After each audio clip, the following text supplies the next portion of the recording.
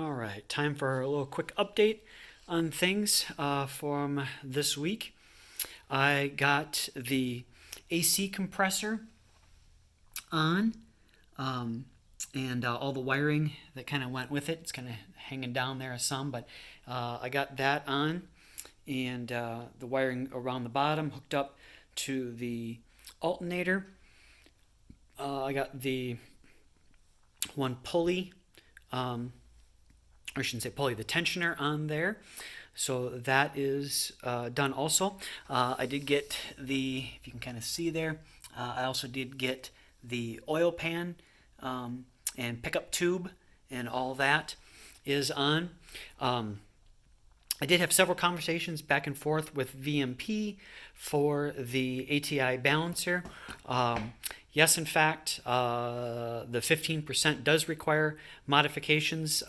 Basically, they just said that that slipped through when he was going through all the stuff that I ordered back on Black Friday, and did not ask me if if the GT500 motor had the race pack on it or not.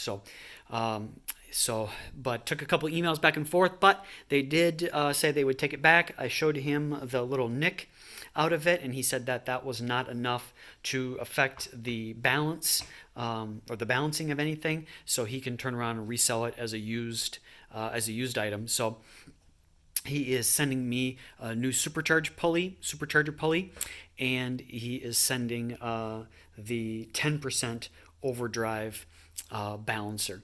So they didn't have it in stock, so he is drop shipping it directly from ATI. So hopefully ATI's got it in stock. Just waiting for that to come in, and then I can get that done on the front. So that is hopefully going to be a good outcome for that. Like I said, so that is good that I was able to get that returned to them, and the 10%, according to VMP, is a direct bolt-in. Now, according to, which I had mentioned before, Mustang Lifestyle, which I've been watching the rebuild he did on his GT500 motor, right up here, where I had mentioned where it was hit, where it shook the chip out and it was hitting the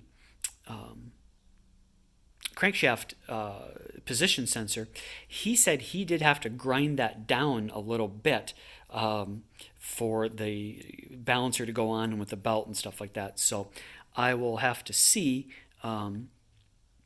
when I get that in. Actually, I was just looking there. Hopefully, I can get that bolt out now that I have the AC compressor on there. I may have to loosen that AC compressor actually to get that bolt out so I can shorten that bolt. But we'll see when that comes in. So that's about it with the engine.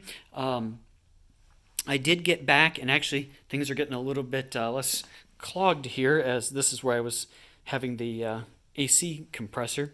So as I'm getting things on, things are getting less cluttered here. So a couple things with the the intake. I had the local fab shop here after watching one of the Mustang Lifestyle videos where he was at VMP, and they were talking about one of the things that VMP is recommending now.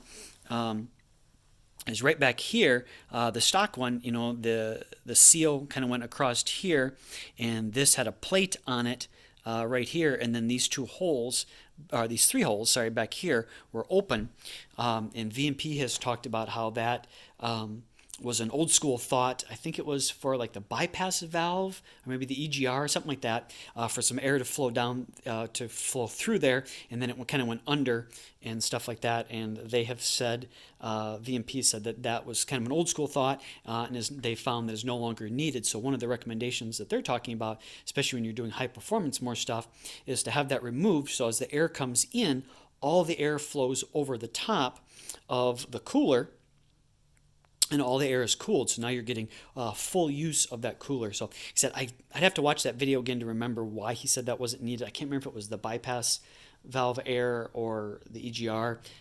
If you're interested in that, if you look up Mustang Lifestyle, and one of the videos when he was at VMP, picking up some stuff. Him and Justin were talking about that, and Justin gives the exact explanation as to what's going on with that. Then the only other thing was right here, as part of getting ready to put the new Gen 3R supercharger on from VMP. There's a little bit of a clearancing issue, so they give you the little tool there to go ahead and take this down a ways so that things will fit in there.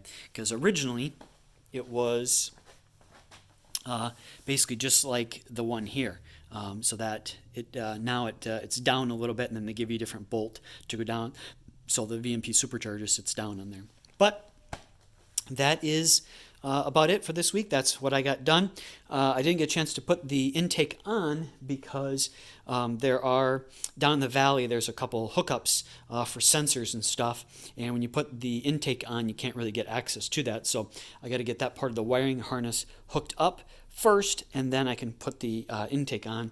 And like I said, we got the oil pan on and stuff. So we're getting closer and closer to getting ready to get it back in. So one of the biggest things now is waiting for that ATI, and then get a few more things on, and then I'll probably be able to take it off that stand and use the cherry picker to hold it up, so I can put like the clutch or the flywheel on, the clutch on, and then get the headers and all that kind of stuff on. So getting closer every day. All right, thanks for watching. Bye.